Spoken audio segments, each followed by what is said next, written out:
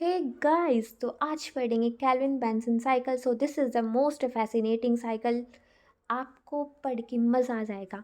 मतलब है ना, पता है क्या होता है कि ना इस साइकिल को पढ़ते हैं लेकिन बार बार भूल जाते हैं, लेकिन आज के बाद ऐसा कुछ भी नहीं होने वाला। आप इसे एक बार लर्न करिए एंड फिर कभी भी मत भूलिए। हाँ मतलब ध्यान से पढ़ लेना भाई। तो सबसे पहले ये साइकिल हो क्यों रही है? ये साइकिल इसलिए हो रही है क्योंकि जो प्लांट्स है ना, जो प्लांट्स है, प्लांट्स अपना फूड इसी साइकिल के थ्रू बनाते हैं। अब ये फूड बना तो रहे हैं, लेकिन फूड बनाने के लिए इनको इनको मेन चीज़ जो मिलेगी वो क्या है? इनको जो मेन चीज़ मिलेगी जो फूड के लिए, जो सबस्ट्रेट के जैसे काम करेगी, वो है वो है CO2। हाँ भाई, वो है CO2। CO2 जो अपन रिलीज़ करते हैं, जो अपने लिए कुछ भी काम की चीज़ नहीं होती, वो प्लांट्स के लिए बहुत ही ज़्यादा यूज़ेबल चीज़ होती है। क्योंकि अगर प्लांट्स अपना फूड बना पा रहे हैं तो वो किसकी वजह से? वो CO2 की वजह से। जब प्लांट CO2 का यूज़ करते हैं तभी वो ग्लूकोज़ बना पाते हैं। तो जो प्लांट्स ग्लूकोज़ बना रहे हैं, ये कहाँ पे बन रहा है? ये जो अपनी प्रोसेस चल रही है ना, कैल्विन बेंसन साइकिल, ये साइकिल चलती है क्लोरोप्लास्ट के स्ट्रोमा में। हाँ भाई, क्लोरोप्लास्ट के स्ट्रोमा। तो जो क्लोरोप्लास्ट होते हैं उसमें दो दो सेम सेम जैसे है ना नाम होते हैं। एक तो होता है स्ट्रोमा लैमेला, एक होता है स्ट्रोमा। तो इसमें ना कंफ्यूज हो ही जाते हैं कि स्ट्रोमा लैमेला ही स्ट्रोमा होता है, लेकिन ऐसा बिल्कुल भी नहीं होता। जो ग्रेना होता है, जो ग्रेना होते हैं, ये ग्रेना ग्रेना जो है ना एक दूसरे से इंटरलिंक्ड होते हैं। तो जहाँ से ये इंटरलिंक्ड हो रखे हैं उससे बोला जाता है स्ट्रोमा लैमेला। और जो स्ट्रोमा वाला पार्ट होता है जहाँ पे ये साइकिल हो रही है, वो एक मैट्रिक्स, एक फ्लूइड वाला पार्ट होता है। वो उसे ना ग्रीना से कोई लेना देना नहीं है, उसने अपनी जगह अलग से बना रखी है। तो इस रिएक्शन को है ना, इस साइकिल को एक्चुअली ऐसे भी बोलते हैं, अरे यार ये तो डार्क साइकिल है। लेकिन ऐसा बिल्कुल भी नहीं है। इसे डार्क साइकिल इसलिए बोलते थे क्योंकि है ना, इसे लगता था कि ना इसमें लाइट यूज़ नहीं हो रही, लेकिन इसमें तो लाइट यूज़ हो रही है। बिना लाइट के तो इसका काम ही नहीं चलता, तो लाइट तो इसमें चाहिए ही चाहिए। तो फिर इसे डार्क रिएक्शन बोलना छोड़ दिया सबने। लेकिन फिर भी है ना, वो इसलिए बोला क्योंकि इसमें ना लाइट की डायरेक्ट नीड नहीं हो रही, इसलिए। तो चलो भाई, सबसे सबसे पहले स्टार्ट करते हैं ये साइकिल। तो इस साइकिल के ना 3 फेजेस होते हैं। कार्बोक्सिलेशन होता है, रिडक्शन होता है एंड रीजनरेशन होता है। क्या क्या होता है? कार्बोक्सिलेशन होता है, रिडक्शन होता है एंड रीजनरेशन होता है। ये 3 मेन स्टेप हैं इस साइकिल के। तो कार्बोक्सिलेशन में क्या होगा? कार्बोक्सिलेशन में देख, मैं तुझे है ना पहले है ना सिर्फ है ना ऐसे ऊपर ऊपर से बता रही हूँ, डीप में बाद में चलेंगे। क्योंकि पहले थोड़ी बहुत नॉलेज होना बहुत ज़्यादा ज़रूरी है, तभी आगे का समझ में आएगा। तो सबसे पहले अपने पास क्या क्या है? अपने पास है रुबिप। रुबिप स्ट्रोमा में ऑलरेडी प्रेजेंट होता है, इसी का रीजनरेशन होता है। जो थर्ड स्टेप होता है रीजनरेशन, रुबिप का ही रीजनरेशन होता है। इसलिए स्ट्रोमा में हमेशा रुबिप तो प्रेजेंट रहना ही रहना है। अब एनवायरनमेंट में बहुत ही ज़्यादा CO2 प्रेजेंट है, तो इस CO2 का करा किया जाए। तो ये CO2 इसी साइकिल में ऐड होके और एक एंजाइम आता है, और उस एंजाइम का नाम है रुबिस्को। अब भाई क्या समझ लेते हैं कि ना जो है ना राइबुलोज 1,5 बाईफोस्फेट ही है ना रुबिस्को है। लेकिन ऐसा बिल्कुल भी नहीं होता। रुबिस्को एक एंजाइम होता है एंड जो रुबिप है ना, ये एक सबस्ट्रेट होता है। ठीक है। तो जब कार्बोक्सिलेशन होगा तो जो सबसे पहले अपने पास प्रोडक्ट आएगा वो होगा 3 फॉस्फोग्लिसरेट। हाँ भाई, अपना फर्स्ट प्रोडक्ट होता है 3 फॉस्फोग्लिसरेट।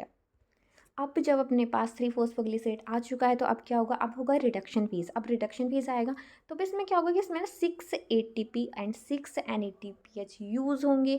और फिर अपने पास प्रोडक्ट आएगा ग्लिसरेल्डिहाइड 3 फॉस्फेट। इस ग्लिसरेल्डिहाइड 3 फॉस्फेट से एक ग्लिसरेल्डिहाइड, देख भाई यहाँ पे 6 ग्लिसरेल्डिहाइड 3 फॉस्फेट बनेंगे, लेकिन इसमें से एक ग्लिसरेल्डिहाइड 3 फॉस्फेट शुगर बनाने में चला जाएगा।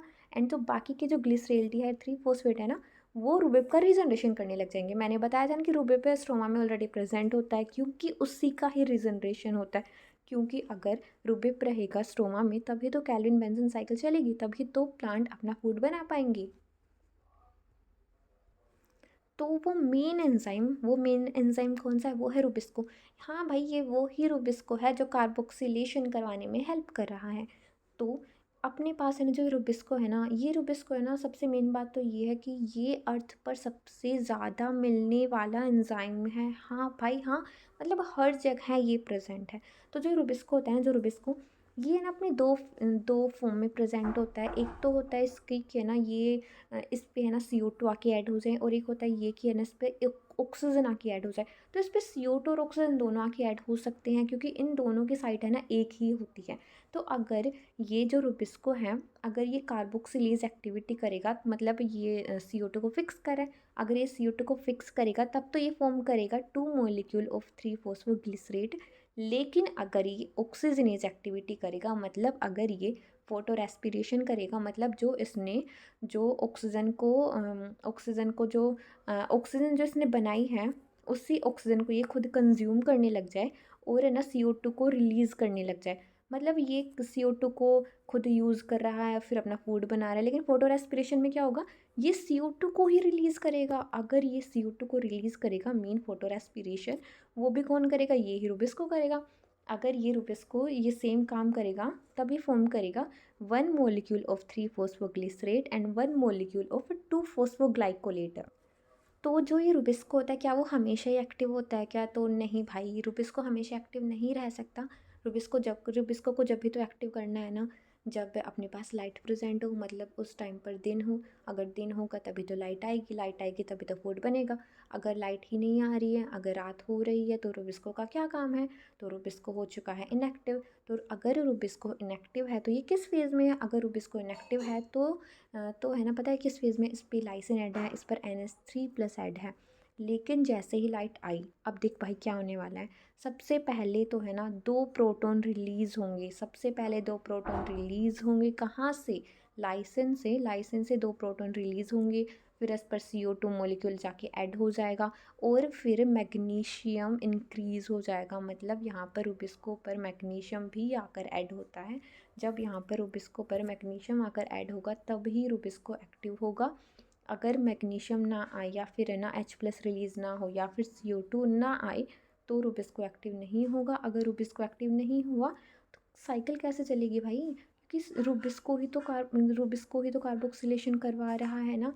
अगर कार्बोक्सिलेशन हो रहा है तो कौन रिस्पॉन्सिबल है उसके लिए? तो रुबिस्को अभी ना इनएक्टिव स्टेट में है। लेकिन रुबिस्को को इनएक्टिव स्टेट में पहुंचाने के लिए रिस्पॉन्सिबल कौन है? इससे इस स्टेज में पहुंचाने के लिए रिस्पॉन्सिबल होता है रुबिप। हाँ भाई, ये वही रुबिप है जो अपन ने कैल्विन बेंसन साइकिल में स्टार्टिंग में पढ़ा था। जब रुबिप CO2 के साथ ऐड होता है, तब रुबिस को काम करता है। क्या फॉर्म होता है? अपन को क्या मिलता है? 3 फॉस्फोग्लिसरेट मिलता है ना। तो जो रुबिप होता है, हाँ भाई हाँ, वो रुबिस्को को इनहिबिट करता है। और वो कैसे करता है? वो जो है ना, इसकी जो एक्टिव साइट होती है ना, उसे जाके ब्लॉक कर देता है। अब उसे ब्लॉक क्यों किया? क्योंकि उस टाइम पर चल रही है रात, और रात को तो रुबिस्को का कुछ काम का है ही नहीं। अब रुबिप भी क्या करेगा? तो रुबिप ने कर दिया रुबिस्को को इनहिबिट, और यही होता है एक्चुअली में। लेकिन फिर इस रुबिस्को को बचाएगा कौन? इसे बचाने के लिए रुबिस्को के पास होता है रुबिस्को एक्टिवेज। जब लाइट आती है तब रुबिस्को एक्टिवेज एक्टिवेट हो जाता है, और वो इस रुबिप को हटा देता है। और जो रुबिस्को होता है, जो रुबिस्को इसका एक मतलब है एक नेचुरल इनहिबिटर भी होता है, डैट इज़ CA1P। जब CA1P आके ऐड हो जाता है रुबिस्को पे, तब भी रुबिस्को इनहिबिट हो जाता है। लेकिन फिर भी है ना, जो रुबिस्को एक्टिवेज होता है ना, वो एक्चुअल में एक फोस्फेटेज होता है। एक फोस्फेटेज क्या करेगा? एक फोस्फेटेज फोस्फेट को रिमूव कर देगा। अगर फोस्फेट रिमूव हो जाएगी, तब रुबिस्को फिर से फ्री, रुबिस्को फिर से एक्टिव, रुबिस्को फिर से अपनी साइकिल आराम से चला लेगा। उसे कोई भी नहीं रोक सकता। तो भाई मैंने बताया था ना कि रुबिस्को जब एक्टिव होता है, तब है ना इस पर मैग्नीशियम आके ऐड हो जाता है। अब तू सोच रहा होगा भैया, फिर तो सोच रही होगी कि इस पर मैग्नीशियम कहाँ से आ गया। अब मैग्नीशियम का मैं बात बताऊँगी थोड़ी देर बाद में, जब तक थोड़ा पेशेंस रख भाई, थोड़ी पेशेंस रख। अब आगे चलते हैं। अब ये है ना, रुबिस्को की कुछ फॉर्म्स होती है, 1 2 3 4 रुबिस्को की, रुबिस्को 1 2 3 4। तो है ना, अगर रुबिस्को की फर्स्ट वाली फॉर्म है, तब इसकी क्वाटरनरी स्ट्रक्चर कौन सी होगी? एलिट एसिड वाली, जो जनरली किस में होती है? प्लांट्स में होती है, एल्गीज में होती है, प्रोटोबैक्टीरिया में होती है, साइनोबैक्टीरिया में होती है। अगर इसकी सेकेंड फेज होगी, सेकेंड फॉर्म होगी, तब L2N, मतलब ये किस में होगी? प्रोटोबैक्टीरिया में होगी, डायनोफ्लाजिलेट्स में होगी। अगर इसकी थर्ड फॉर्म होगी, तब वो थर्ड फॉर्म कौन सी है? L2N जो होगी आर्किया में। इसकी जो फोर्थ फॉर्म होगी, वो होगी कहाँ पे? प्रोटियोबैक्टीरिया में, साइनोबैक्टीरिया में, आर्किया में एंड एल्गी में। तो है ना, जो प्लांट्स होते हैं, ग्रीन एल्गीज होती हैं, इनकी जो स्ट्रक्चर होती है वो कौन सी होती है? वो होती है एलिट एसिड।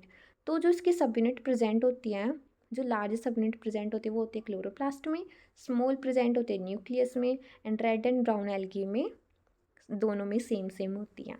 तो ये भी है ना याद करना होता है, जो जो बड़ी बड़ी एग्ज़ाम्स होती है उसमें ये क्वेश्चन आते हैं भाई, जैसे कि CSI एंड नेट। तो रुबिस्को के बारे में थोड़ी बहुत और इम्पोर्टेंट बातें हैं, वो ये है कि रुबिस्को है ना बहुत ही ज़्यादा स्लो होता है, बहुत ही ज़्यादा स्लो। ये बंटी से भी ज़्यादा स्लो है। ये बंटी से ज़्यादा स्लो क्यों है? क्योंकि ये है ना 3 सेकंड में सिर्फ और सिर्फ है ना 3 रिएक्शन ही परफॉर्म कर सकता है। 1 सेकंड में एक रिएक्शन परफॉर्म कर देगा। लेकिन है ना जो प्लांट्स होते हैं ना उनमें उनके जो एंजाइम्स होते हैं ना वो बहुत हज़ारों रिएक्शन एक साथ फॉर्म कर लेते हैं, एक साथ कर लेते हैं। लेकिन जो रुबिस्को होता है भाई, ये तो 1 सेकंड में सिर्फ और सिर्फ 3 रिएक्शन ही कर पा रहा है, तो इससे स्लो बोल लगा है। लेकिन फिर भी भाई ये तो काफ़ी ज़्यादा है। और जो ये क्या करेगा, ये CO2 को फिक्स करेगा, फूड बनाएगा। That's the main point. तो भाई अब स्टार्ट करते हैं इस साइकिल का मोस्ट फैसिनेटिंग पार्ट, जिसे पढ़ के तुझे मज़े आ जाने वाले हैं। तो देख, सबसे पहले क्या हो रहा है कि ना अब एनवायरनमेंट से प्लांट ने ली 3 CO2। अब तू सोचेगी इसने 3 CO2 ही क्यों ली। अब तेरे आगे समझ में आ जाएगा कि इसने 3 CO2 ही क्यों लिया। जब देख इसने क्या करा, अपने पास है ना रुबिप के पास है, रुबिप है प्लांट के स्ट्रोमा में। इसने 3 CO2 ली। रुबिस्को है ही अपने पास, रुबिस्को एक्टिव हो ही चुका है। रुबिस्को एक्टिव कैसे हो चुका है? क्योंकि अपने पास रुबिस्को एक्टिवेज था और लाइट आ गई, रुबिस्को एक्टिवेट हो गया। उसने फॉस्फेट को रिमूव कर दिया, उसने रुबिप को रिमूव कर दिया, रुबिस्को एक्टिव हो चुका है। तो अपने पास फर्स्ट स्टेबल प्रोडक्ट है, दैट इज़ 3 फॉस्फोग्लिसरेट। हाँ भाई, 3 फॉस्फोग्लिसरेट अपना बन चुका है। जो 3 फॉस्फोग्लिसरेट जो बना है, क्या बन चुका अपने पास बन चुका है 6 मॉलिक्यूल्स ऑफ 3 फॉस्फोग्लिसरेट। अब क्या होगा कि है ना, अब है ना कार्बोक्सिलेशन फेज तो हो गया। अब आएगा रिडक्शन फेज। तो जब रिडक्शन फेज आएगा तो सबसे पहले कौन आएगा? सबसे पहले आएगा 6 ATP। 6 ATP रिड्यूस होके क्या बना लेगी? 6 ATP। तो अपने पास क्या मिलेगा? अपन को मिलेगा 1,3-बाईफॉस्फोग्लिसरेट। जब 6 ATP से 6 ADP बनते हैं तब अपन को क्या मिलता है? 1,3-बाईफॉस्फोग्लिसरेट। अब क्या होगा रिडक्शन फेज में? जब 6 NADPH रिड्यूस होंगे, 6 NADP बनेगा। अब अपन को क्या मिलेगा? अपन को मिलेगा ग्लिसरेल्डिहाइड 3 फॉस्फेट के 6 मॉलिक्यूल्स। हाँ भाई, अब अपना असली गेम स्टार्ट होने वाला है। अपन को मिल चुके हैं ग्लिसरेल्डिहाइड 3 फॉस्फेट के 6 मॉलिक्यूल्स। एक ग्लिसरेल्डिहाइड 3 फॉस्फेट 3 कार्बन का है, एक ग्लिसरेल्डिहाइड 3 फॉस्फेट 3 कार्बन का है। अपने पास 6 ग्लिसरेल्डिहाइड 3 फॉस्फेट है, जिसमें से एक ग्लिसरेल्डिहाइड 3 फॉस्फेट को अपन एग्जिट करेंगे। अब इसे एग्जिट क्यों करा जा रहा है? इसे एग्जिट इसलिए करा जा रहा है क्योंकि इससे ग्लिसरेल्डिहाइड 3 फॉस्फेट का यूज़ ग्लूकोज बनाने में होगा, ग्लूकोज फॉर्मेशन में यूज़ होगा। तो इस ग्लिसरेल्डिहाइड 3 फॉस्फेट को एग्जिट कर दिया। चलो भाई, इससे तो बन जाएगा अपना ग्लूकोज। इससे ग्लूकोज बनेगा, लेकिन है ना ये बात याद रख लियो, इससे सिर्फ और सिर्फ है ना हाफ ग्लूकोज ही बनेगा। क्योंकि ग्लिसरेल्डिहाइड 3 फॉस्फेट कितने कार्बन का है? ओनली 3 कार्बन का। ग्लूकोज कितने कार्बन से बनता है? C6H12 है, O6, मतलब 6 कार्बन। तो 6 कार्बन के लिए मुझे क्या चाहिए? मुझे 2 ग्लिसरेल्डिहाइड 3 फॉस्फेट चाहिए। मतलब जब कैल्विन बेंसन साइकिल 2 बार चलेगी, जब 2 बार चलेगी मतलब जब 6 CO2, एक बार में 3 CO2, दूसरी बार में भी 3 CO2 आएंगे, तब जाके भाई एक ग्लूकोज बनेगा। अब समझ में आया? चलो भाई, ये वाला तो हो गया क्लियर। अब बाकी के 5 जो ग्लिसरेल्डिहाइड 3 फॉस्फेट है, अब ये क्या करेंगे? ये करेंगे रीजनरेशन। ये करेंगे रीजनरेशन। तो अब स्टार्ट करते हैं रीजनरेशन फेज। तो भाई अब बाज की जैसे अपनी नज़रें गड़ा ले, क्योंकि अपना एक भी कार्बन खोना नहीं चाहिए। तो स्टार्ट करते हैं असली गेम। तो है ना अपने पास 5 ग्लिसरेल्डिहाइड 3 फॉस्फेट हैं, ठीक है भाई हैं। तो है ना एक साथ क्या होगा कि है ना 2 ग्लिसरेल्डिहाइड 3 फॉस्फेट, मतलब 3 कार्बन मतलब 6 कार्बन। ठीक है।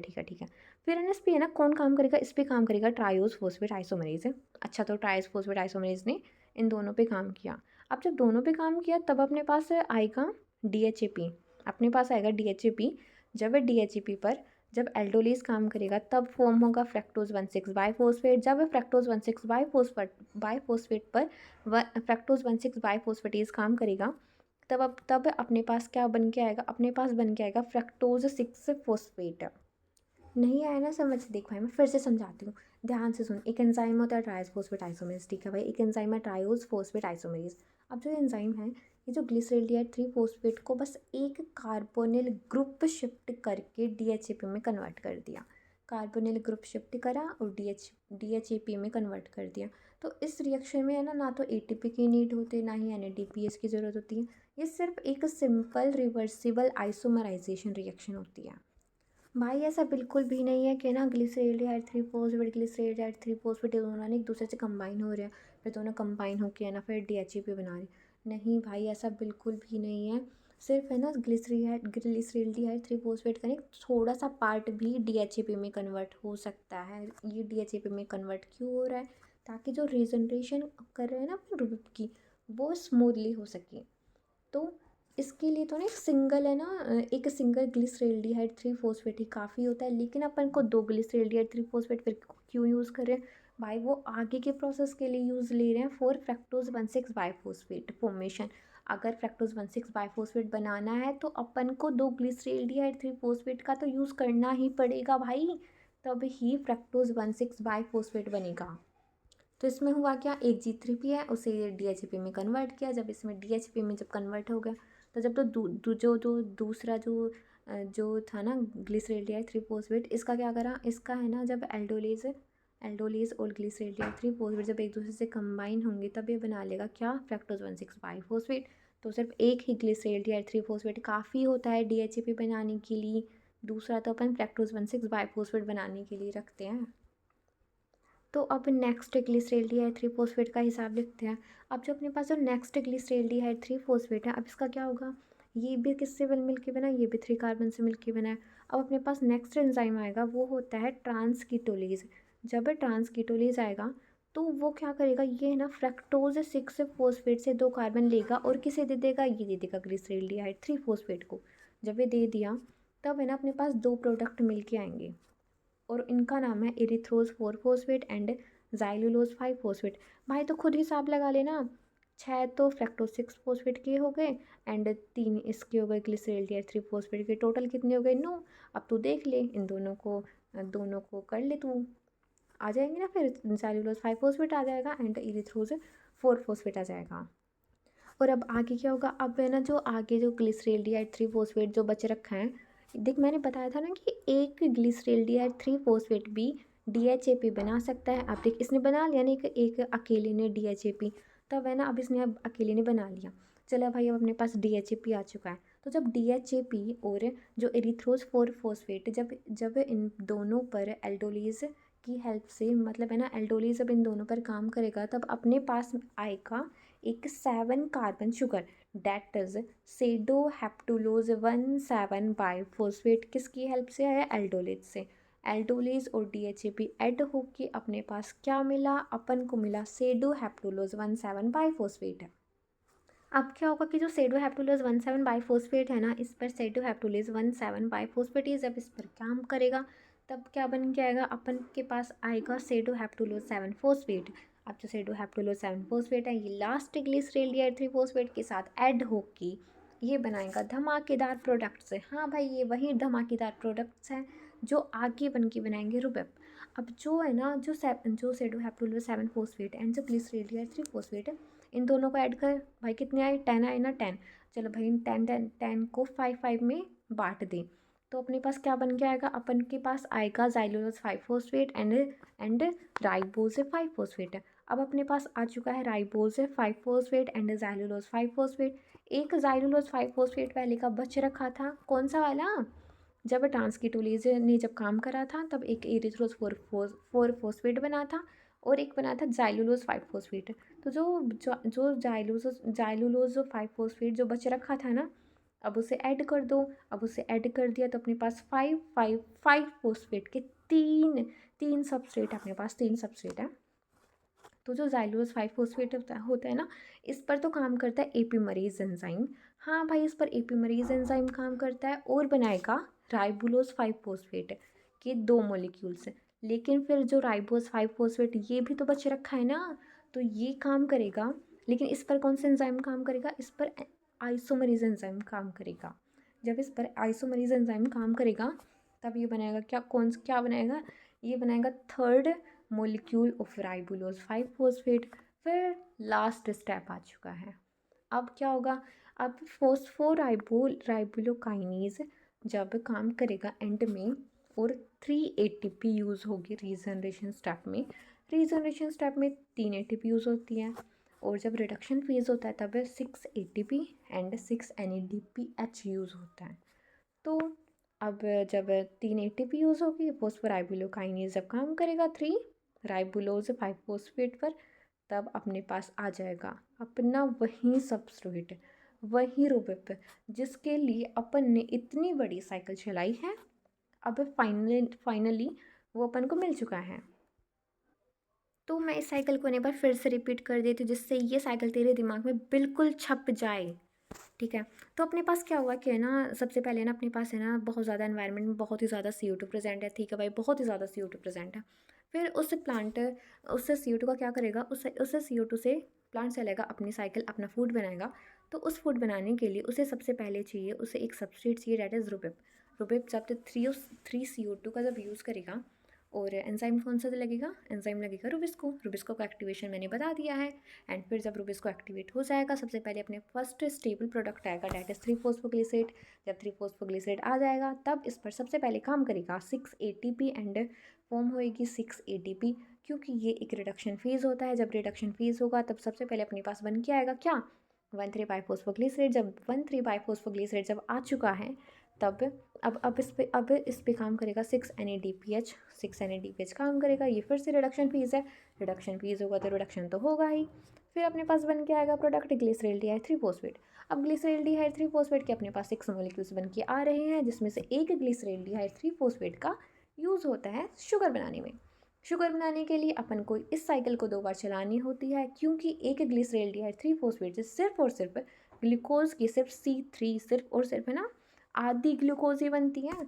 तो अगर अपन को पूरी ग्लूकोज चाहिए तो अपन को इस साइकिल को चलाना पड़ेगा 2 बार, क्योंकि अपन को कितने चाहिए, अपन को चाहिए 6 कार्बन। तो फिर क्या होगा, फिर अपने पास बच रहे हैं 5 ग्लिसरॉल्डिहाइड 3 फोस्फेट। ये पाँचों ग्लिसरॉल्डिहाइड 3 फोस्फेट काम आएंगे रीजनरेशन फेज में। अगर रीजनरेशन फेज में काम आएंगे तो सबसे पहले क्या होगा, सबसे पहले जो 2 ग्लिसरॉल्डिहाइड 3 फोस्फेट है भाई, एक ग्लिसरॉल्डिहाइड 3 फोस्फेट भी DHAP में कन्वर्ट हो सकता है, लेकिन अपन को 2 में कन्वर्ट करना है। 2 में कन्वर्ट क्यों करना है, क्योंकि अपन को फ्रक्टोज 1,6 बाइफोस्फेट बनाना है। और फ्रक्टोज 1,6 बाइफोस्फेट बनाने के लिए एक ग्लिसरॉल्डिहाइड 3 फोस्फेट का यूज़ होता है। जो एक ग्लिसरॉल्डिहाइड 3 फोस्फेट होता है वो एक DHAP बना सकता है, लेकिन एक ग्लिसरॉल्डिहाइड 3 फोस्फेट का यूज़ अपन किस लिए करते हैं, फ्रक्टोज 1,6 बाइफोस्फेट बनाने के लिए। फिर जब इस पर फ्रक्टोज 1,6 बाइफोस्फेट ये जब काम करेगा, अपने पास सिर्फ बन के आएगा फ्रक्टोज 6 फोस्फेट। अब जो फ्रक्टोज 6 फोस्फेट है ये ग्लिसरॉल्डिहाइड 3 फोस्फेट के साथ जब एक साथ काम करेगा, एक एंजाइम आएगा ट्रांसकीटोलेज जब काम करेगा तब अपन के पास बन के आएंगे कौन कौन, ज़ाइलुलोज 5 फोस्फेट एंड इरिथ्रोज 4 फोस्फेट। जब इरिथ्रोज 4 फोस्फेट जब नेक्स्ट ग्लिसरॉल्डिहाइड 3 फोस्फेट के साथ जब जब रिएक्ट करेगा, जब आगे के प्रोसेस करेंगे, मीन वापस से रीअरेंजमेंट वगैरह ही तो हो रही है ना, क्योंकि अपन को रुबिक फॉर्म करना है। तो जब इस पर एल्डोलिस काम करेगा तभी किसके साथ रिएक्ट करेगा, किसके साथ है, ये आगे के प्रोसेस चलाएगा DHAP के साथ। अगर ये DHAP के साथ काम करेगा तब सबसे पहले अपने पास क्या बन के आएगा, अपने पास बन के आएगा सेडोहेप्टुलोज 1,7 बाइफोस्फेट। जब इस पर सेडोहेप्टुलोज 1,7 बाइफोस्फेट काम करेगा तो अपने पास क्या बन के आएगा, अपने पास बन के आएगा सेडोहेप्टुलोज 7 फोस्फेट। अब जो सेडोहेप्टुलोज 7 फोस्फेट जो बन के आ चुका है, इस सेडोहेप्टुलोज 7 फोस्फेट जब नेक्स्ट और लास्ट ग्लिसरॉल्डिहाइड 3 फोस्फेट के साथ जब ये रिएक्ट करेगा तब क्या बनेगा, तब बनेगा अपने पास आएगा राइबोज 5 फोस्फेट एंड ज़ाइलुलोज 5 फोस्फेट। भाई तो इसे ना ऐड कर दिया कर, फिर इसे अलग अलग कर दिया कर। हाँ भाई 5 फोस्फेट, अगर 5 फोस्फेट का आया तो सिर्फ और सिर्फ ज़ाइलुलोज 5 फोस्फेट ही आएगा। अगर 4 का आया तब इरिथ्रोज 4 फोस्फेट ही आएगा। अगर 7 का आया तो सेडोहेप्टुलोज ही आएगा। ठीक है, और फिर अब क्या होगा कि है ना, अपने पास राइबोज 5 फोस्फेट आ चुका है, अपने पास ज़ाइलुलोज 5 फोस्फेट आ चुका है और अपने पास ज़ाइलुलोज 5 फोस्फेट भी आ चुका है। तो अगर ज़ाइलुलोज 5 फोस्फेट पर कौन सा एंजाइम काम करेगा, इन पर काम करेगा एपीमरेज, और फॉर्म क्या करेगा, ये फॉर्म करेगा राइबोलोज 5 फोस्फेट। ठीक है, जब 2 ज़ाइलुलोज 5 फोस्फेट काम करेंगे तब अपने पास क्या बन के आएगा, अपने पास बन के आएंगे 2 मॉलिक्यूल्स ऑफ राइबोलोज 5 फोस्फेट। जब third molecule of ribose 5 phosphate काम करेगा तब अपने पास क्या बन के आएंगे, अपने पास बन के आएगा थर्ड मोलिक्यूल ऑफ राइबोस 5 अपने पास थर्ड मोलिक्यूल ऑफ राइबुलोज 5-फॉस्फेट। फिर क्या होगा, फिर एंड प्रोसेस आ चुकी है, एंड प्रोसेस आ चुकी है तो फॉस्फोराइबोलोकाइनेज काम करेगा, फॉस्फोराइबोलोकाइनेज काम करेगा। तब क्या होगा, तब 3 ATP यूज़ होगी, 3 ATP यूज़ होगी, 3 ATP की यूज़ होगी एंड क्या होगा, रीजनरेशन होगा। रीजनरेशन किसका होगा, रीजनरेशन होगा ऑफ रूबिक पर। तो है ना, मैंने बताया था ना, जब रूबिक्स को एक्टिवेट होता है तब है ना वो मैग्नीशियम कहाँ से आ जाता है, ये तो मैं बताना ही भूल गई, तो ये मैं पहले अब बता देती हूँ।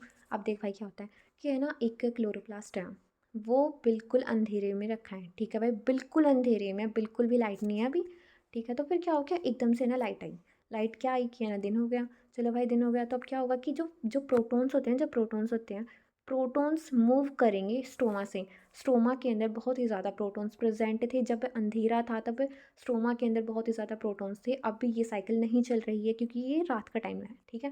तो फिर क्या होगा कि है ना, रात का टाइम है और है ना प्रोटॉन्स भर भर के भरे हैं, लेकिन दिन हो गया, लेकिन दिन हो गया। तो अब ये स्टोमा से ये प्रोटॉन्स फ्लो कर रहे हैं। ये प्रोटॉन्स कहाँ जाएंगे, ये प्रोटॉन्स जाएंगे थाइलिक और ड्यूमन में। स्ट्रोमा से थाइलिक और ल्यूमन में प्रोटॉन्स मूव कर रहे हैं, अगर लाइट आई तो। लाइट आई मतलब दिन हो गया तो फिर क्या होगा कि है ना, जो मैग्नीशियम होता है, मैग्नीशियम वो इंट्राथाइलिकोइड स्पेस में प्रेजेंट होता है। मैग्नीशियम स्ट्रोमा में जाने लगता है लाइट की वजह से। तो अब स्टोमा में प्रोटॉन्स है कम, अगर इसमें प्रोटॉन्स कम है तो फिर क्या होगा, पीएच इंक्रीज़ होगा। पीएच पहले जब उसमें प्रोटॉन्स थे तब उसका पीएच था 7, लेकिन अब उसमें प्रोटॉन्स कम हो गए हैं तो उसका पीएच इंक्रीज़ हो जाएगा और अब पीएच हो जाएगा 7 to 8, ठीक है। तो फिर है ना, और जो है ना मैग्नीशियम था ना, मैग्नीशियम जो पहले स्टोमा में प्रेजेंट ही नहीं था, अब उसमें मैग्नीशियम आ चुके हैं, तो मैग्नीशियम की कंसनट्रेशन हो जाएगी 2 to 5 mm। भाई यही तो मेन टर्निंग पॉइंट है कि अब ये साइकिल चलने के लिए बिल्कुल रेडी है, क्योंकि अब रूबिक्स को एक्टिवेट हो जाएगा ना, क्योंकि उसे मैग्नीशियम चाहिए। अगर रूबिक्स को मैग्नीशियम ना देते तो भाई ये साइकिल नहीं चलती। तो भाई हो गई पूरी का साइकिल। Tata bye bye.